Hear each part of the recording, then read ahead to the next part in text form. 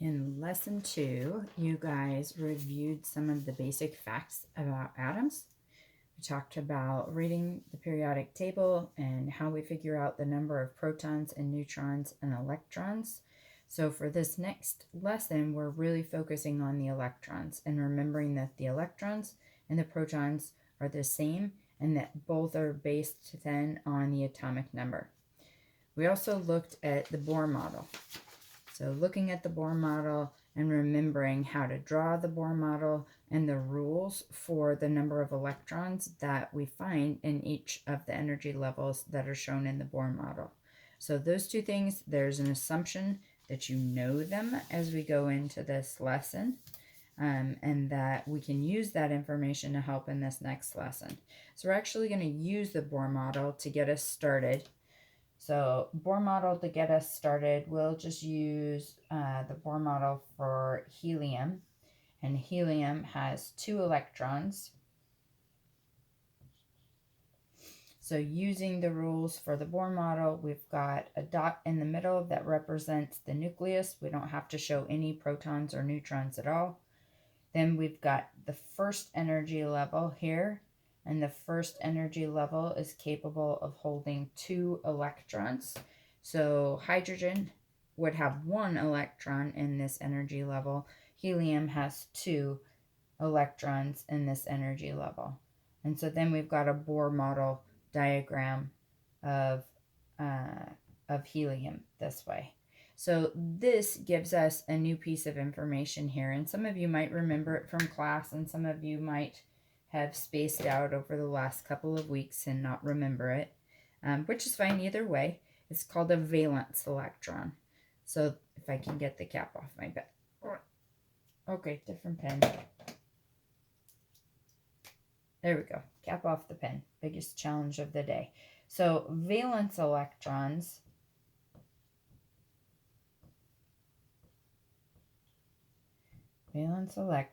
are those that are found on the outer energy level. Those are the ones that interact with other atoms during chemical reactions. Just these outside ones, because they're the ones that come into contact with the electrons of other atoms. So we've got 1 valence electron here. We've got a second valence electron here. So in this case, helium has 2 valence electrons.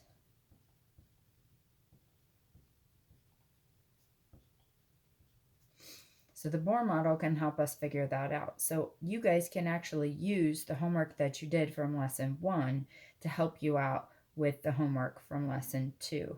But we can do valence electron drawings. We can do these energy level drawings for any atom. We can do it for any atom. Some of them are just super gargantuan and not as much fun to draw as others.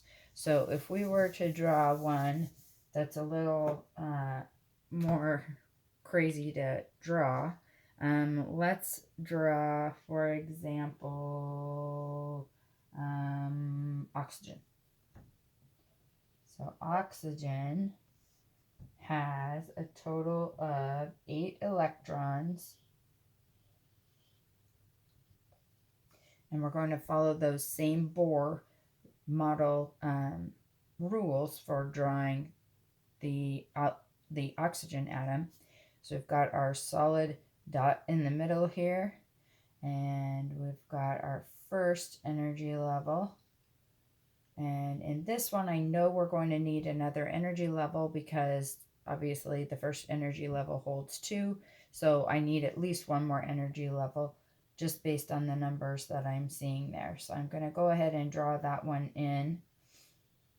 And I'm going to use Mr. B's method of showing electrons on this one just to save us a little bit of time. He makes X's to represent the electrons, which is totally fine, however you want to do it.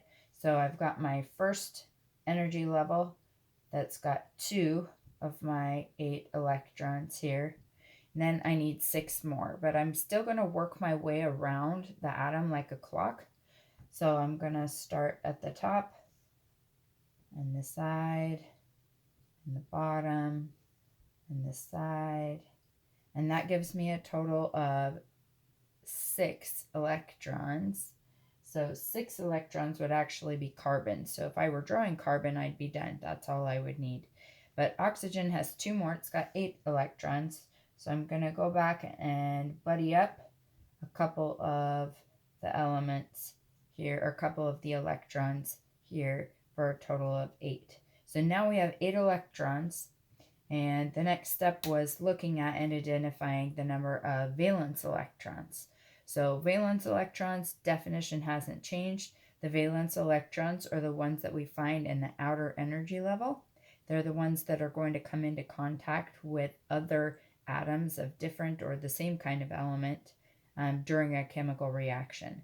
So if we want to know how many electrons, how many valence electrons we have, we just count the number of electrons that are in that outer energy level. And in this case, we have a total of 2, 4, 5, 6. So we've got 6 total valence electrons.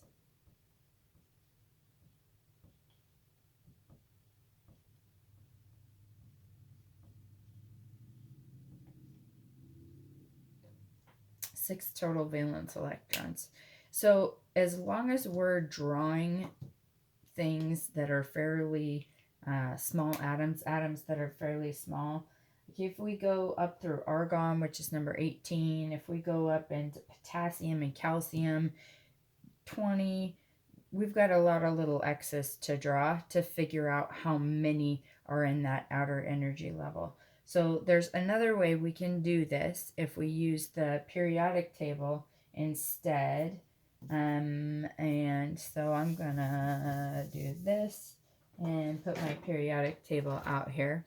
When we talked about the periodic table, we talked about rows being periods and columns being groups. So those group numbers are actually the number of valence electrons. They help us identify where we're at on the periodic table, but they also tell us the number of valence electrons. So for example, hydrogen is in group 1. Everything in that first column has 1 valence electron. So we don't have to draw everything for the Bohr model. We can literally just look at the group number and know how many valence electrons we have. For the next group, the second group here, we've got 2 valence electrons because it's the second group on the periodic table. These guys get a little bit messy here. These guys, the number of valence electrons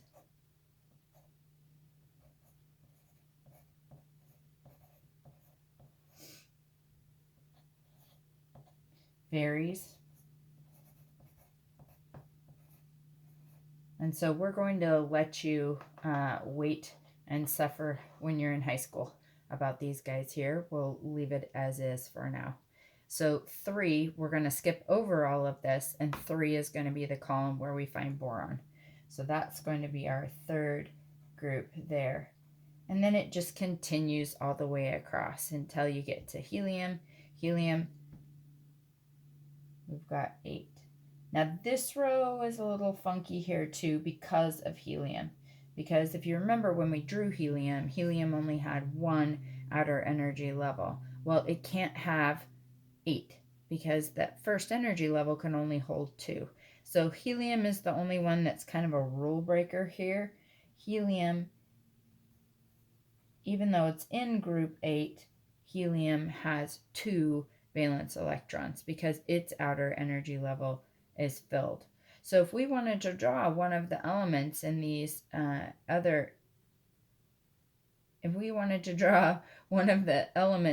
different groups here and draw the Bohr model, by the time we get to 113 electrons in group 3, we've used, half a poster of a paper here. So we don't want to do that. That's a pain in the rear end. We don't need to draw something like that. Instead, we're just going to rely on the group number to help us out.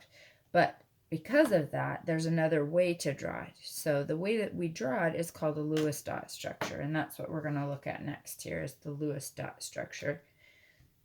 So the Lewis dot structure,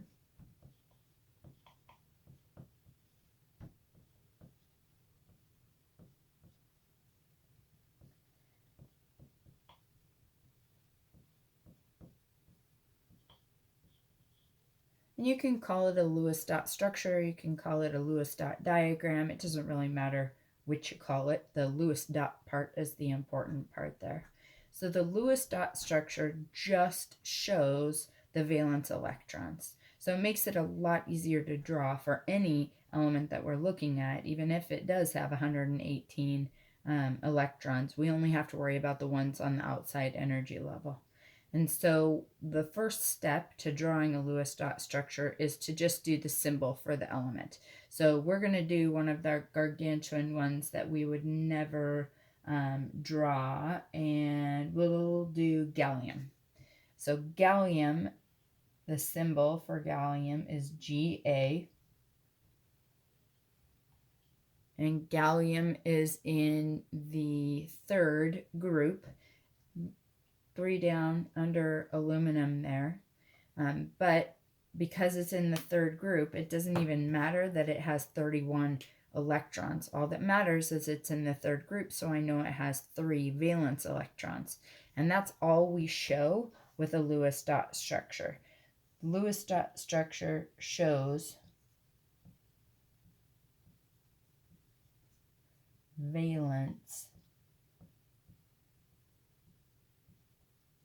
electrons. That's it. So we only worry about those ones. So there are 3 valence electrons in gallium. So that gives me the start to making my Lewis dot structure. So the Lewis dot structure is just dots arranged around an element in a way to show how many bonds there are, how many places that it can bond to make another kind of compound or molecule. So the way that some people start is by making a cross symbol around the outside of the element symbol. So they make a cross like this, and they use that to arrange their dots. So the dots, starting at either the top or the side, it doesn't really matter where you start them, and working your way around. So 1 would go here for gallium for 1 of its electrons. 2 would go here for gallium for its 2nd electron, and 3 would go here for gallium for its 3rd electron. And then once I get all those electrons in place, I can go back and erase the cross symbol that we made. And there's the Lewis dot structure for gallium. So it's actually pretty easy to make as long as you know where those valence electrons are, how many there are. So we'll get rid of gallium here, and let's do one with a few more dots. Let's do bromine. So bromine is in the 7th group.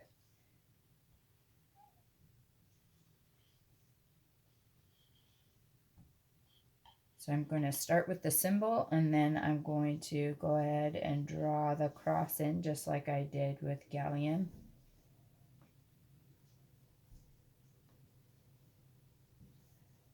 You could do this in a grid if you wanted to. You wouldn't have to use a cross. It's just that's the easiest way for me to do it. So if a different way is easier for you, do it however it works for you.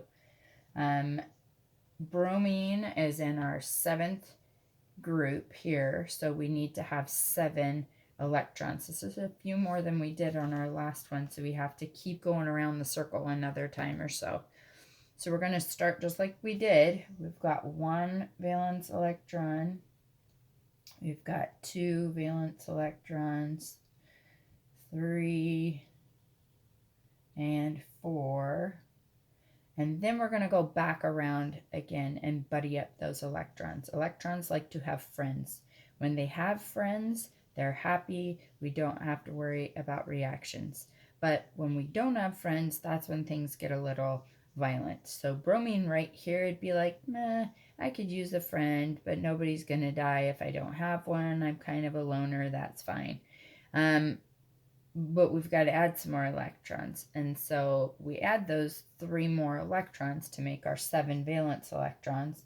We start up here at the top again. We've got 1 more, 2 more, and 3 more. And bromine is unhappy. Bromine's got buddies here, happy, happy, buddies here, happy, happy, buddies here, happy, happy, one Lone Ranger over here, not happy. Bromine wants a buddy because all it needs is 1 more electron to be complete. So this is a very reactive element. It's one that we don't want to mess around with because this is one of those, I call them kill you elements in that group where we have 7 valence electrons. These are some pretty scary looking little atoms here that like to react with things and can create strong acids and poisonous gases as well. So let's look at 1 more here and then we'll move on. We'll go to the other end of things for this one. Let's look at sodium. So sodium's down here in group 1, 3rd one down. And just by me saying, hey, it's in group 1, you should know already that there's 1 valence electron. And I'm not even going to draw the cross for this one because all I need is 1 dot. So I'm going to do my 1 dot to show that 1 valence electron. Now, sodium is unhappy as well. Sodium doesn't want that guy hanging around. It's like having a loner friend who just keeps hanging around and you're just trying to get rid of him, trying to pawn him off on somebody else. And so sodium tends to be very reactive as well, not because it needs 1 more electron, but because if it gets rid of this electron, then it has a full outer energy level. So it wants to ditch that 1 electron. So let's go back and make chlorine one more time. If we look at it, chlorine, let me move this up a little bit so you can see it all the way. So chlorine, if you remember, had 7 valence electrons because it's in the 7th group. And I'm just going to sketch them in real quick here without drawing a cross, which truly is what I usually do. It just depends what works for you to help you get organized and keep them in place.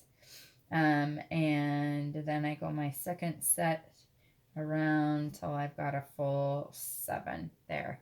So what we have here is a pair of atoms who could be really great friends, because this little empty space right here, this missing electron right here, sodium could fill. Sodium could ditch its electron, kick it over to chlorine, and then sodium would be happy and chlorine would be happy as well. So by itself, sodium is a very reactive element. Sodium can catch on fire in air. It can catch on fire just from water vapor. Chlorine is a very poisonous gas. If you breathe in chlorine, it combines with the water in your lungs to form hydrochloric acid, which is the same acid that you find inside your stomach for digesting food. So both of these by themselves are really, really reactive elements because this guy wants to get rid of an electron and this guy wants to gain an electron. But if we put them together so that this guy gets rid of his electron and this guy takes a hold of the electron, they make salt. Like French fries, here you go, sprinkle on my salt. Not reactive at all. Perfectly happy and calm all by itself. So we take this metal, this very soft and flammable and highly reactive metal, and we combine it with this poisonous gas, and what we get out of it is table salt.